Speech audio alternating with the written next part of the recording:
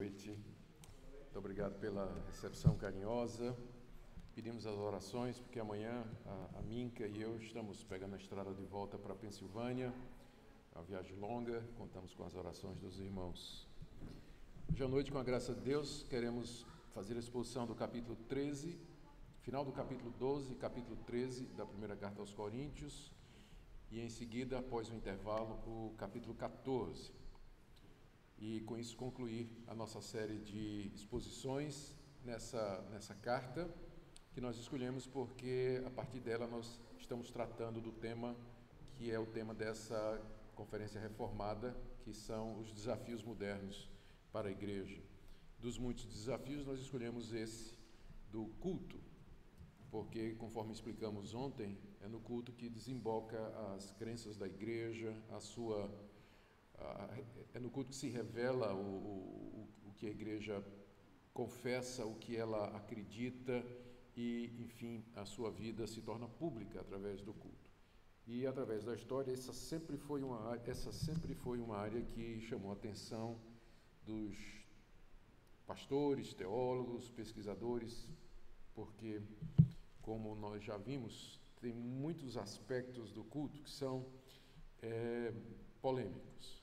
Ontem, por exemplo, e aqui eu quero só fazer um pequeno resumo do que nós falamos ontem, bem dos que não puderam vir. Ontem nós vimos alguns desses problemas do culto nessa carta que Paulo escreve à igreja de Corinto. Era uma igreja que poucos anos depois da sua fundação pelo próprio apóstolo Paulo começa a manifestar muitos problemas, não só na área do culto, mas na área teológica, na área espiritual, na área moral. Havia uma série de problemas que estão relacionados aí para vocês na coluna da direita do slide, como divisões, problemas de disciplina, questões relativas ao casamento, assuntos referentes à liberdade cristã. E com relação ao culto, havia a participação da mulher no culto sem o véu, problemas relacionados com a ceia do Senhor e o exercício dos dons espirituais durante o culto, para não falar de um grupo dentro da igreja que questionava a ressurreição dos mortos. Tudo isso levou o apóstolo Paulo a escrever a primeira carta aos Coríntios. A igreja de Corinto é uma igreja extremamente complicada, é talvez a igreja mais difícil das que aparecem no cânon do Novo Testamento, é a que mereceu mais atenção do apóstolo Paulo, que lhe dedicou, na verdade, nós conhecemos 2 cartas, mas na realidade foram 4 cartas que Paulo escreveu para a igreja de Corinto. Depois da fundação esteve lá pelo menos 3 vezes, nenhuma das vezes ele saiu de lá muito triste com a oposição que recebeu dos membros da igreja. A relação de Paulo com a igreja de Corinto foi muito tensa mesmo. E nós não sabemos o efeito dessas cartas. Independentemente disso, elas têm sido usadas por Deus através da longa história da igreja para abençoar outras comunidades, e nela nós encontramos orientação, alento para problemas similares que nós certamente também enfrentamos nos nossos dias. Muito bem, o que nós vimos ontem pode ser resumido da seguinte maneira.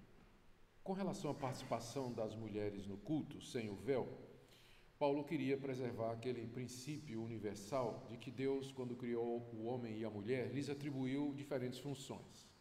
Ao homem, Deus deu a liderança e a mulher o ser a sua companheira e ajudadora. Paulo argumenta isso a partir da Trindade e a partir do relato da criação.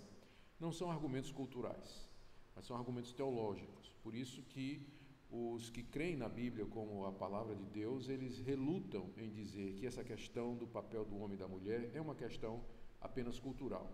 Porque quando você vai examinar os argumentos que Paulo usa para embasar a sua posição, que é de que o homem é o cabeça da mulher e que isso significa que a ele cabe a liderança e a mulher o ajudá-lo, e nisso eles se completam, a argumentação é toda teológica e baseada nos relatos da criação, da queda, portanto, são supraculturais, podem ser aplicados em qualquer cultura, em qualquer época, em qualquer lugar. Paulo, então, defende que naquela situação, já que na cultura do Antigo Oriente o véu simbolizava exatamente esse papel da mulher, então que a mulher orasse e participasse do culto com a cabeça coberta com o véu. Depois, um outro problema relacionado com o culto é a questão da ceia, na parte final do capítulo 11, que era realizada em meio a uma festa, uma festa comunitária, um jantar ou um almoço comunitário, em que as pessoas se juntavam, se confraternizavam, comiam, bebiam, e no meio da ceia, à semelhança do que Jesus fez na noite que foi traído, elas partiam pão e bebiam vinho em memória do Senhor Jesus. Estas festas chamadas de ágape eram muito comuns no primeiro século, mas já no segundo século elas foram interrompidas por causa dos problemas que elas causavam. Não a festa em si, mas era um potencial, havia um potencial muito grande para problemas, como na igreja de Corinto. Na hora de participar da ceia já tinha tido discussão, já tinha tido briga, gente que comeu demais, gente que comeu de menos, gente que bebeu demais, e na hora da ceia, em que era necessária uma atitude mental apropriada, espiritual, isso já não havia. E Paulo então critica a atitude da igreja por não estar preparada para celebrar a ceia adequadamente, lembrando para eles que a ceia é centrada na pessoa de Cristo e que para discerni-lo é preciso que a pessoa se examine a si mesma e que ela esteja em condição espiritual de perceber ali no pão e no vinho o corpo e o sangue do Senhor Jesus. Depois, no capítulo 12, ele começa a tratar da questão dos dons espirituais. Ao que parece, na igreja de Corinto, o culto era dominado por um grupo chamado de espirituais, que associava a espiritualidade com a manifestação de determinados dons, particularmente o dom de línguas. E esses espirituais dominavam o culto no sentido de que eles eram numerosos, falavam todos em línguas ao mesmo tempo, não havia interpretação e interrompiam, ao que parece, a sequência e a ordem do culto, a ponto de que Paulo é obrigado a explicar qual é a finalidade dos dons espirituais, para que é que eles foram dados, como eles devem ser exercidos e, finalmente, regulamentar o uso daqueles dons no culto, que é o que ele faz no capítulo 14, que nós devemos ver hoje. E no capítulo 12, então, onde ele começa esse tratamento, ele fala da origem dos dons espirituais, que eles devem glorificar a pessoa de Cristo, e é nisso que a gente reconhece a ação do Espírito. Ninguém que fala pelo Espírito de Deus diminui a pessoa de Jesus, mas sempre o Espírito Santo leva à exaltação da pessoa de Jesus. Os dons espirituais promovem a edificação da igreja, eles são muitos e variados, são dados soberanamente pelo Deus triuno. Apesar da variedade, todos procedem do mesmo Deus e os crentes recebem esses dons para a edificação da igreja. Quando Paulo está terminando esse tratamento dos dons, no capítulo 12, ele fala da necessidade, já que a igreja de Corinto queria ser uma igreja espiritual e queria dons espirituais, Paulo diz, vocês têm que buscar os melhores dons. E aí, em seguida, ele aponta para o amor como sendo o caminho mais excelente. E é aqui que nós vamos começar. No capítulo 12, conforme eu disse, ele havia falado da importância, aliás, da necessidade de se buscar os dons mais importantes, que ele chama de melhores dons. Eu vou ler aqui a partir do verso 27. Ele diz, ora, vós sois corpo de Cristo, individualmente membros desse corpo. A uns estabeleceu Deus na igreja, primeiramente apóstolos, em segundo lugar profetas, em terceiro lugar mestres, depois operadores de milagres, depois dons de curar, socorros, governos, variedades de línguas. Porventura são todos apóstolos ou todos profetas, são todos mestres ou operadores de milagres, têm todos dons de curar, falam todos em outras línguas, interpretam-nas todos? Entretanto, procurai com zelo os melhores dons, e eu passo a mostrar-vos ainda um caminho sobremodo excelente. Aqui nessa passagem, Paulo nos apresenta a segunda lista dos dons espirituais que nós encontramos aqui nessa carta. A primeira nós já vimos ontem, ela está aí no capítulo 12, a partir do verso 7 até o verso 10. Ele fala da palavra da sabedoria, a palavra do conhecimento, fé, dons de curar, milagres, profecia, discernimento de espíritos, línguas e interpretação. E agora ele nos apresenta uma segunda lista, e além do fato de que essa lista contém alguns dons que não estão na primeira, o que nos chama mais a atenção é que essa é a única lista das 5 listas de dons do Novo Testamento em que Paulo coloca uma ordem: primeiro, segundo, terceiro. E os estudiosos têm perguntado o que é que Paulo queria dizer com essa sequência, primeiro, segundo e terceiro, em que sentido? No sentido do aparecimento histórico na igreja, primeiro vieram os apóstolos, depois os profetas, depois os mestres, ou seria de importância para a igreja? E nós acreditamos que é essa a melhor interpretação. Quando a gente examina o contexto, é curioso que Paulo coloca no final da lista exatamente o dom de línguas, que era o dom predileto da igreja de Corinto. Então, de acordo com essa lista, se essa é uma lista de importância para a igreja, é significativo que o dom de línguas aparece por último. E os dons que aparecem precedidos pelo primeiro, segundo e terceiro são exatamente dons da palavra. Apóstolos são aqueles que nos pregaram inicialmente a palavra de Deus, escreveram a Bíblia. Os profetas foram os primeiros intérpretes dessa palavra, que traziam a palavra de Deus durante o culto, e os mestres que instruíam a igreja regularmente nas doutrinas do Senhor. Então, apóstolo, profeta e mestre, eles têm em comum que todos eles lidam com a palavra. Eles tomam a palavra de Deus, a revelação de Deus de diferentes maneiras, aplicam essa palavra à vida da igreja.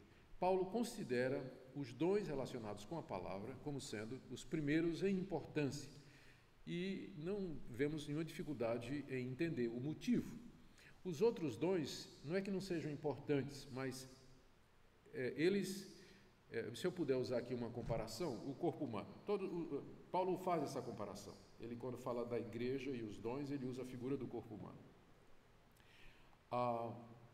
No corpo nós temos muitos membros e todos eles são importantes. Mas eu posso viver sem uma orelha, eu posso viver sem um braço, eu posso viver sem uma perna.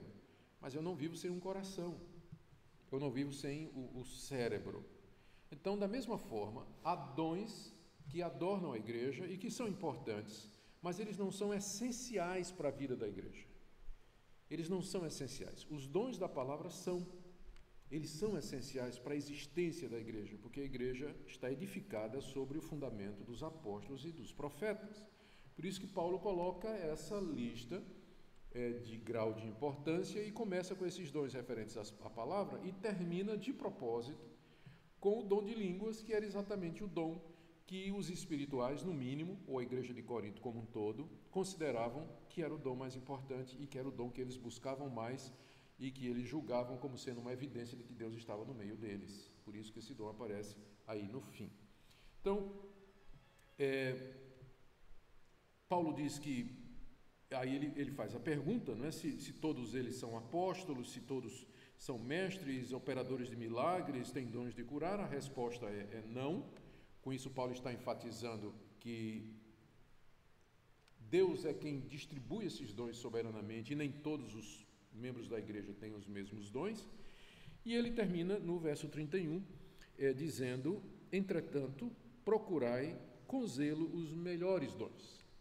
E a grande questão é: que melhores dons são estes aí? E a resposta nos é dada pelo contexto. São aqueles que ele disse primeiro, segundo e terceiro.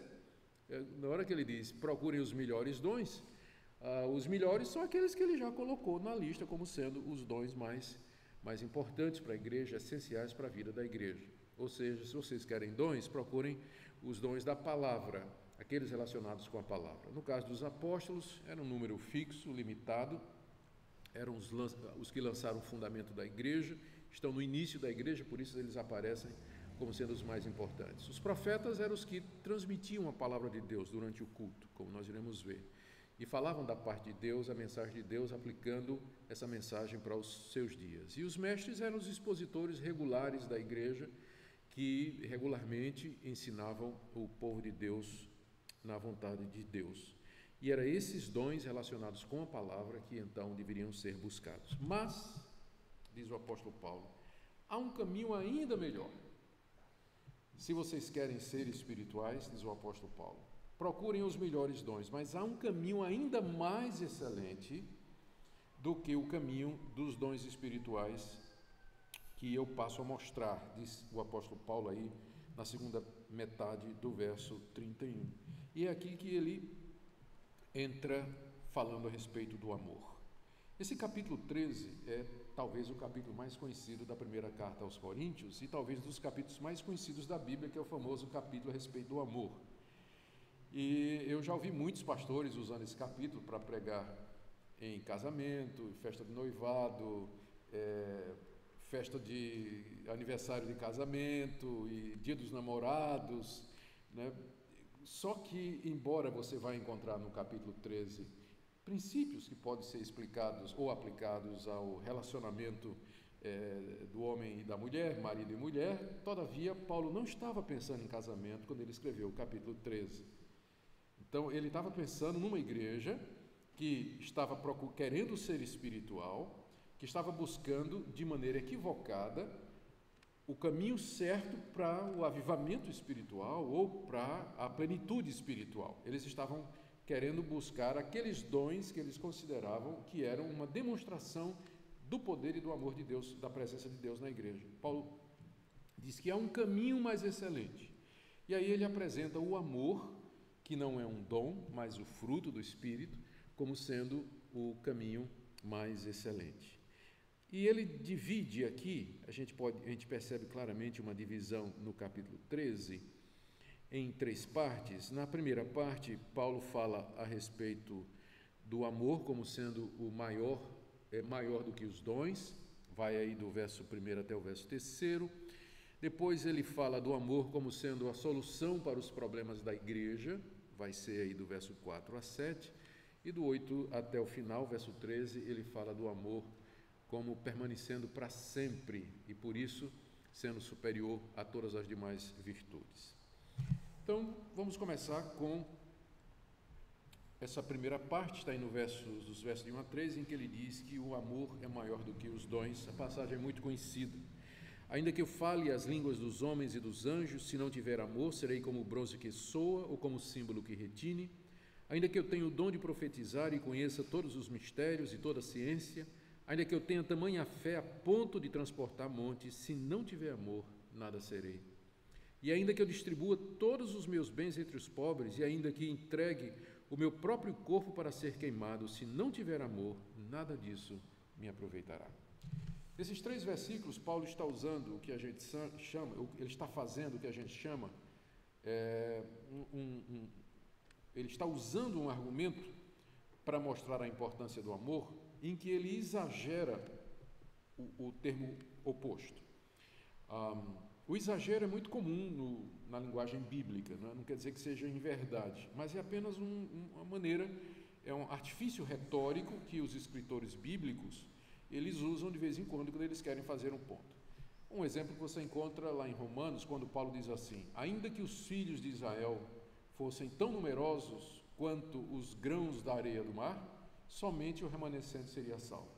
Ora, os filhos de Israel nunca seriam tão numerosos como os grãos de areia que há na praia do mar. Mas é que Paulo está exagerando para dizer que ainda que fosse, somente o remanescente seria salvo. É a mesma coisa que ele está fazendo aqui. Note que ele diz assim: ainda que eu fale as línguas dos homens e dos anjos, se eu não tiver amor, nada seria. Ele não está dizendo que é possível alguém falar, alguém ter o dom de línguas numa tal intensidade que ele fale em todos os idiomas humanos e ainda fale nos idiomas angelicais. É um exagero. Ele está dizendo, ainda que isso fosse possível, se essa pessoa não tivesse amor, ela não seria nada. Mesma coisa no verso 2. Ainda que eu tenha o dom de profetizar e conheça todos os mistérios e toda a ciência. Ou seja, ainda que alguém tenha o dom de profeta, e o dom da profecia, o profeta no Antigo Testamento era aquele que comparecia diante de Deus, na Assembleia de Deus, para ouvir de Deus os seus mistérios e descia para transmitir ao povo. Então, ainda que tivesse um profeta que conhecesse toda a ciência divina e todos os mistérios de Deus, não existe. E nunca existiu. Mas ainda que existisse um profeta assim, se esse profeta não tivesse amor, ele não seria nada. Ainda no verso 2, olha, ainda que eu tenha tamanha fé a ponto de transportar montes. É claro que Paulo está exagerando, porque nunca apareceu na história da igreja alguém que movesse um monte pela fé. Ninguém, nunca existiu, nem na época dos apóstolos, nem no período pós-apostólico, na época da Reforma, e nem nos dias de hoje, ninguém jamais moveu um monte de areia, uma montanha, fez terraplanagem pela fé, tirou de um lugar e colocou no outro pela fé, porque é claro que Paulo está exagerando. Ele está dizendo, ainda que tivesse alguém que tivesse uma fé poderosa para fazer isso, se ele não tivesse amor, ele nada seria. Então, é importante notar a estrutura da passagem, porque nos ajuda a esclarecer algumas coisas, particularmente no que diz respeito ao dom de línguas. Porque há pessoas baseadas no verso 1 que acham que o dom de línguas que se fala hoje em algumas igrejas é o dom de língua dos anjos, que é língua angelical, porque idioma humano certamente não é. Então dizem que é a língua dos anjos, mas é uma interpretação errada desse verso 1. Paulo não está dizendo que é possível alguém falar em língua de anjos, ele está argumentando ad absurdum, ou seja, ele está dizendo, ainda que fosse, ele não está dizendo que é, mas ainda que tivesse alguém com esse dom, se essa pessoa não tivesse amor, ela de fato não seria absolutamente ninguém. Então, para jogar a importância do amor em relevo, Paulo então constrói essas condições absurdas, de pessoa que tem um dom de língua, que seja capaz de falar nas línguas dos anjos, falar todos os idiomas humanos, fé para transportar montes, profeta que conheça todos os mistérios de Deus. No verso 3, ele ainda está exagerando, embora que menos, não é? Ainda que eu distribua todos os meus bens entre os pobres, isso é possível, mas é raro, não é? E ainda que eu entregue o meu próprio corpo para ser queimado, também é possível, mas é mais raro ainda. E é possível alguém fazer isso e não ter amor, não é? Distribuir os bens entre os pobres e não ter amor, ou seja, não distribuiu pelo motivo correto, e também entregou o corpo para ser queimado por amor a Deus, mas não foi por amor, foi por qualquer outro motivo, um engano teológico, uma obsessão, ou coisa semelhante. Então, a passagem claramente uma passagem retórica e que deve ser interpretada dessa maneira, entendendo o seu contexto. O que Paulo está querendo dizer aos Coríntios é o seguinte: ainda que vocês tivessem, vocês são uma igreja que querem dons espirituais, vocês querem ser espirituais e vocês acham que o caminho para isso são essas manifestações extraordinárias. Note que Paulo começa exatamente com o dom predileto dos coríntios, que é as línguas, não é? Ainda que eu fale língua dos homens e dos anjos. Ele começa com esse. Por quê? Já que as línguas era a última da lista lá. É porque era o dom predileto da igreja de Corinto. Por isso que Paulo começa com eles, dizendo, ainda que vocês tenham esses dons, nessa proporção e intensidade, se vocês não tiverem amor, isso não de nada adiantaria. Então, estas são as comparações que são feitas aqui, e o resumo delas é que, sem amor, os dons exercidos, a maior potência, eles serão inúteis. No verso 1, ele diz que seria como o bronze que soa, como o símbolo que retine. O bronze, o instrumento que faz maior barulho é o bombo, ou bumbo, e ele é oco, né? Ele é oco, símbolo, e esses outros instrumentos de metais, eles produzem um som único, não são capazes de produzir música, e com o tempo eles irritam, e Paulo compara isso àquele que manifesta esses dons sem amor. A mesma coisa com relação à profecia e à fé, ele diz no final do verso 2, que profetas e pessoas de fé que não têm amor, eles nada são. E também no final do verso 3, ele diz que nada aproveita, toda a abnegação, sacrifício e renúncia, se não for por amor, isso realmente nada aproveita. Então, é claro que Paulo está dizendo para a igreja que o mais importante é o amor. O amor é o que deveria ser buscado. E quando a gente tenta fazer uma aplicação dessa passagem para os nossos dias, a gente percebe quão longe dessa verdade nós andamos. Porque hoje nas igrejas o que se valoriza é exatamente aquilo que Paulo diz aqui, que está em segundo plano. As pessoas que são chamadas para falar, para dar testemunho e que atraem multidão, são aquelas que falam em línguas de anjos, movem montanhas, levantam os mortos e curam os leprosos. Não importa se já vai na segunda mulher, não importa se é uma pessoa de gênio irascível, não importa a vida moral, não importa se foi apanhado levando dólar falso para dentro dos Estados Unidos, o que importa é que faz sinais, prodígios e maravilhas. E as pessoas onde de fato você vê a operação do Espírito Santo produzindo amor, coerência, santidade de vida, parece que essas pessoas não chamam muita atenção. e as pessoas não consideram nos nossos dias que uma vida de amor, de santidade, de pureza, de fato é o prêmio mais importante, é o foco da vida cristã, é o que deveria receber o maior reconhecimento e a gratidão a Deus pela sua existência. O segundo argumento de Paulo, ainda tentando convencer a igreja de Corinto da importância do amor, é que o amor seria a solução para todos os problemas da igreja. Veja aí, ele, do verso 4 até o verso 7, ele descreve o que é o amor, personificando o amor. Ele fala do amor como se fosse uma pessoa. E ele descreve o amor nesses termos, dizendo o que é que o amor faz, o que é que não faz, o que é que ele é, o que é que ele não é, para deixar claro que quando ele está dizendo que o amor é maior do que os dons, ele não está falando do amor como se fosse um sentimento, mas uma atitude. Você vai perceber que o que ele descreve aqui são atitudes. É esse amor que é superior aos dons espirituais. É preciso deixar claro, porque há muitas definições de amor hoje em dia, muitas compreensões diferentes de amor. Mas o amor que Paulo diz que é superior aos dons é visualizado da seguinte maneira, a partir do verso 4. O amor é paciente, o amor é benigno, o amor não arde em ciúmes, não se ufana, não se ensoberbece, não se conduz inconvenientemente, não procura os seus interesses, não se exaspera, não se ressente do mal, não se alegra com a injustiça, mas regozija-se com a verdade. Tudo sofre, tudo crê, tudo espera, tudo suporta. O amor jamais acaba, mas havendo profecias desaparecerão. Aqui do verso 4 até o início do verso 8, quando ele começa, o amor jamais acaba, você tem então essa descrição do amor como se fosse uma pessoa. Primeiro ele diz o que o amor é. O amor é paciente e o amor é benigno. Era isso que aquela igreja precisava. Ela precisava de paciência e benignidade de uns para com os outros, para que os membros parassem de levar um outro ao tribunal, parassem de se defraudar, parassem de se condenar e de se comparar. Em seguida ele diz o que é que o amor não é. O amor não arde em ciúmes, aliás, o que é que o amor não faz? O amor não arde em ciúmes, o amor não se gloria, como os espirituais de Corinto, não se ensoberbece, se julgando ou comparando com outros, não se conduz inconvenientemente, como aquele membro da igreja de Corinto que estava vivendo com a mulher do seu pai, não procura os seus interesses, como aquele que estava processando o irmão num tribunal secular por uma questão financeira, não se exaspera e não se ressente do mal. Havia gente magoada em Corinto, gente machucada, ferida pelas brigas, pelos partidos que havia. A igreja estava rachada em 4 partidos.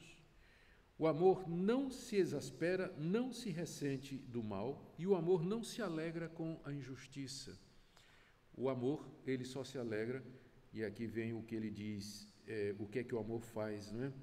O amor se regozija com a verdade, o amor tudo sofre, tudo crê, tudo espera, tudo suporta.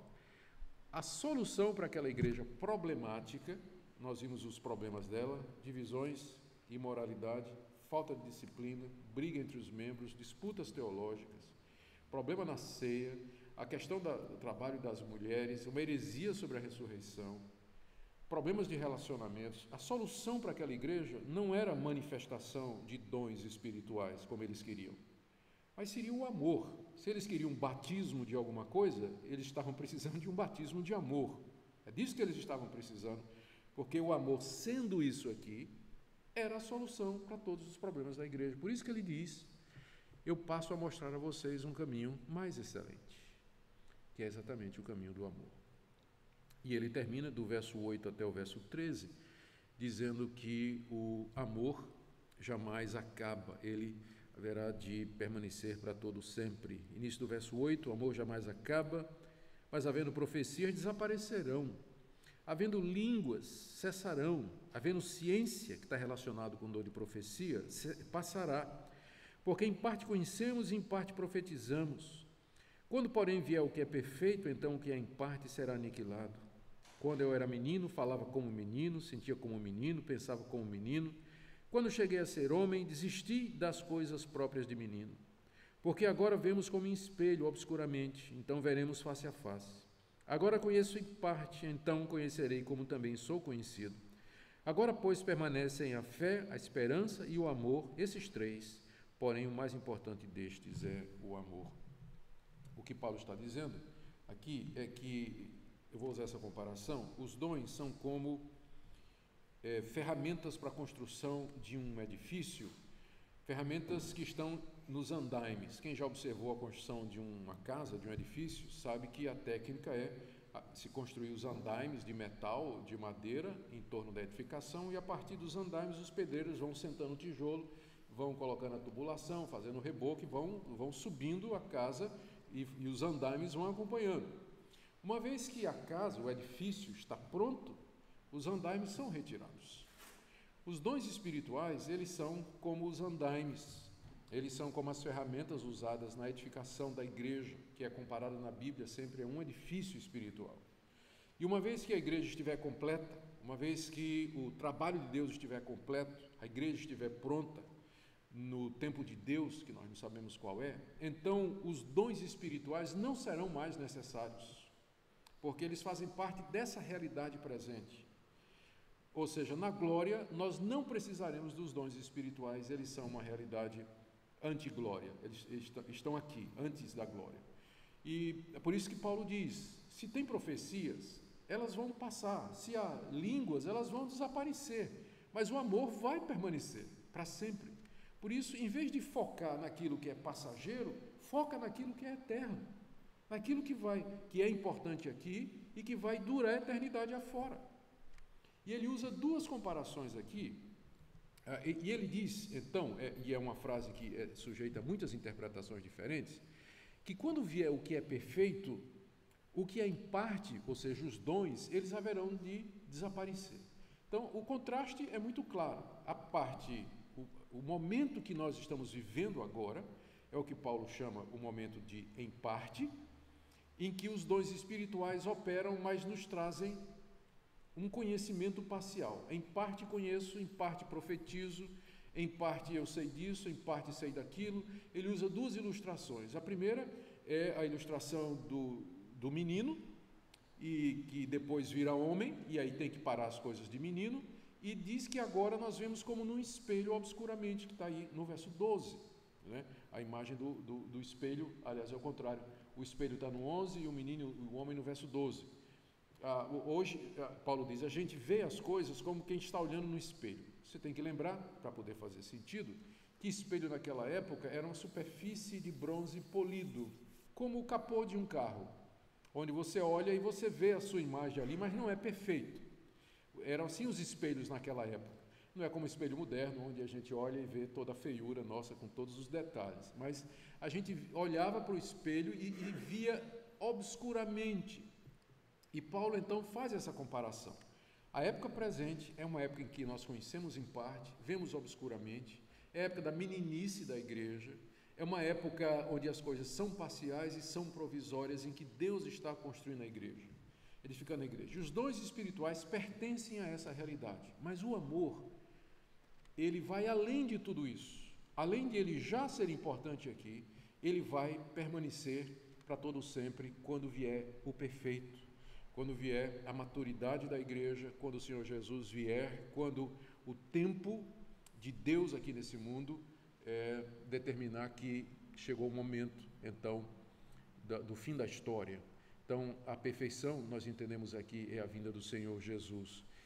E é somente então que os dons serão aniquilados, eles não terão mais necessidade, o que não significa que todos os dons estão sempre disponíveis em todas as épocas, nós vimos isso ontem. Mas eles fazem parte da realidade presente e não têm lugar na eternidade. Paulo termina, então, essa passagem dizendo, no verso 13, agora, pois, permanecem a fé, a esperança e o amor, esses três, porém o maior destes é o amor. Por que o amor é mais importante do que a esperança, do que a fé e a esperança? Fé é a certeza das coisas que eu não vejo. Quando o Senhor Jesus Cristo voltar, eu não vou precisar mais de fé. A fé também é para a realidade presente. Esperança, o nome já está dizendo. Quando aquilo que eu espero chegar, eu não preciso de mais esperança, porque aquilo que eu esperava chegou. Mas o amor, ele é maior do que a esperança e a fé, porque ele vai continuar eternidade afora. é o modo de existência do relacionamento de Deus com as suas criaturas. Será o amor que vai prevalecer para todo sempre.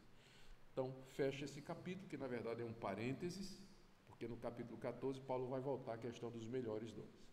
Mas nesse importante parênteses, que alguns acham que é o coração da primeira carta aos Coríntios, o capítulo 13, Paulo colocou com muita clareza alguns pontos fundamentais que nós queremos trazer aqui agora para os irmãos. O primeiro deles é que o amor é de fato, deveria ser de fato o foco da igreja. Eu entendo porque é que a igreja de Corinto, eu entendo que a igreja de Corinto queria ser uma igreja espiritual, porque toda igreja verdadeira, ela quer ser espiritual, ela quer mais de Deus, ela quer experimentar Deus em toda a sua plenitude, tudo que Deus tem para nos dar, vamos dizer assim. Não creio que seja errado isso, porque há muitas gloriosas e grandiosas promessas de Deus na Escritura e nós queremos experimentá-las em profundidade e na sua plenitude. Não há nada errado nisso. O problema é que a igreja de Corinto associou o mais Deus com a manifestação de dons carismáticos. E, evidentemente, isso é um caminho errado, porque era uma igreja onde havia essa manifestação de dons, mas era uma igreja carnal, dividida, com imoralidade, com heresia. Então, uma coisa não tem ligação com outra. A gente tem que separar a manifestação extraordinária dos dons da santidade e do amor, porque um pode existir sem o outro. Um pode existir sem o outro. Então, isso fica claro aqui no capítulo 13. Outra coisa que fica clara é que quando Paulo fala de amor, ele está falando de atitude, ele está falando de compromisso, está falando de decisão, está falando de coisas que são feitas. O amor é isso, o amor faz isso, o amor não faz isso. Então, como eu disse, ele está personificando o amor para uma compreensão melhor nossa. Mas é importante notar que o amor, em termos bíblicos, não é uma questão de sentimento, de preferência, ou de alinhamento, ou de afinidade, mas é uma decisão que você toma com relação ao seu irmão. Se ele é meu irmão em Cristo, então é meu dever não suspeitar dele, ser benigno com ele, ser paciente com ele, não buscar o meu interesse sobre o dele, não me ressentir com ele, e tudo mais que está descrito aqui. Então, se isso de fato fosse o alvo da igreja cristã aqui nesse mundo, nós teríamos uma verdadeira revolução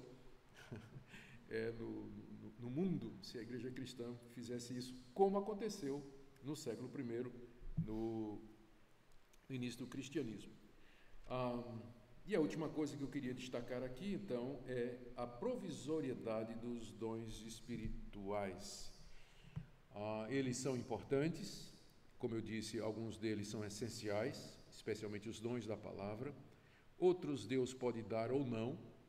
A história da igreja e a história bíblica nos mostra que Deus nem sempre age da mesma maneira em todas as épocas, e Ele tem os motivos dele para isso. Então, de qualquer forma, os dons sempre têm que ser vistos não como um fim em si mesmos, mas como meios para se chegar ao alvo, que é a semelhança com Jesus, a edificação da igreja e a glória de Deus, em última análise. Quando a gente perde de vista isso, os dons se tornam como um meio de promoção pessoal, de autoglorificação, ou então de autobonificação, quando as pessoas usam as habilidades para então ganhar dinheiro à custa da ingenuidade ou da incredulidade ou da credulidade de muitos outros. Terminado isso, Paulo como que fecha parênteses e ele inicia o capítulo 14 com a última com o último versículo com que ele tinha terminado no capítulo 12. Veja só, final do capítulo 12, verso 31. Entretanto, procurai com zelo os melhores dons. E eu passo a mostrar um caminho mais excelente. Aí ele começa uma digressão. Capítulo 13 é uma digressão. Ele fala do amor como sendo mais importante, fecha, e aí volta para essa questão dos melhores dons. 14, verso 1. Segui o amor, como eu acabei de dizer, e procurai com zelo os dons espirituais. Ou seja, ele voltou ao assunto de buscar com zelo os dons espirituais. Mas principalmente que profetizeis. E lembrando que a profecia é o dom da palavra, é o dom que está relacionado com a palavra de Deus. Então, capítulo 13 é essa digressão, esse parênteses sobre o amor, talvez o coração da carta, e no 14 ele volta agora à questão da busca dos melhores dons. E o que ele faz no capítulo 14? É tentar convencer a igreja de Corinto, à luz do que ele falou, que o dom de línguas, ele é, em termos de edificação ou de valor para a edificação da igreja, inferior ao dom de profecia. Que se eles querem buscar dons, que pelo menos busquem o dom de profetizar. Porque o da profecia, ele não tem valor algum para a igreja, a não ser sob condições limitadas, como ele vai colocar aqui no capítulo 14. Então, o capítulo 14, ele tem que ser entendido a partir dessa perspectiva. Paulo não está aqui entrando no mérito se o que estava acontecendo na igreja de Corinto era de fato o dom de línguas. Alguns estudiosos acham que o que estava acontecendo em Corinto não era o dom de línguas, era uma glossolalia, era um artifício humano. Mas Paulo, para não ofender os coríntios, em momento nenhum condena o dom de línguas. Eu não acho que Paulo é desse tipo. Para quem lê Paulo, se Paulo achasse que o dom de línguas não era verdadeiro, ele dizia na lata, né? Ele falava na hora que o dom de línguas não é verdadeiro. Mas ele não diz isso. Paulo também não está aqui discutindo a questão de quanto tempo o dom de línguas haveria de ficar na igreja. Ele está assumindo que o dom de línguas estava em operação, era de fato dom verdadeiro. O que ele está fazendo é regulamentando o uso daquele dom. O que eu posso dizer aqui, nesse contexto, é que, conforme já vimos, Deus concede determinados dons em determinados períodos e os retira em outros. A história bíblica está aí para nos mostrar esse ponto. Então, por motivos históricos e teológicos, durante cerca de 2000 anos, a igreja acreditou que o dom de línguas cessou com o período dos apóstolos, havendo relatos, durante a longa história da igreja, de manifestações aqui e acolá, mas geralmente em grupos que eram considerados à margem do cristianismo, como, por exemplo, os montanistas, no século IV ou século V. Durante o período da Reforma, houve também um grupo de entusiastas, mas era também um pessoal, profetas alemães liderados, esqueço agora o nome do cidadão, já volto, é o nome alemão, mas muito famoso, e que aparecia alguma coisa dessa, mas também era mais à parte. E essa questão das línguas, ela volta com força só no início do século XX, a partir do avivamento na Rua Azusa, em 1902, em Los Angeles, aqui nos Estados Unidos, quando, numa reunião de avivamento de metodistas, wesleyanos e outros, foi então reivindicado o surgimento desse dom e que Deus estaria restaurando esse dom de línguas na igreja. Eu não teria tanta dificuldade com isso se tivessem dado ao dom de línguas a importância que ele tem na Bíblia. Ele é o último da lista e tem que ser exercido diante de severas restrições, mas infelizmente ele passou a ser o dom principal e mais importante de diversos movimentos, e associado a coisas como batismo com o Espírito Santo, espiritualidade e tudo, causando uma grande confusão e disputa entre os evangélicos, aquilo que deveria nos unir, porque nós vimos que o objetivo dos dons é promover a união, na verdade veio para dividir. Não tem nada que tenha dividido tanto a igreja nos últimos anos do que a doutrina do Espírito Santo, infelizmente. É o que mais tem dividido e separado os cristãos entre si. Na segunda parte, então, nós vamos agora para o intervalo. Na segunda parte, então, nós vamos dar uma olhada nesse capítulo 14 e ver como o apóstolo Paulo faz essa comparação do valor da profecia e do dom de línguas para a edificação da igreja no culto público.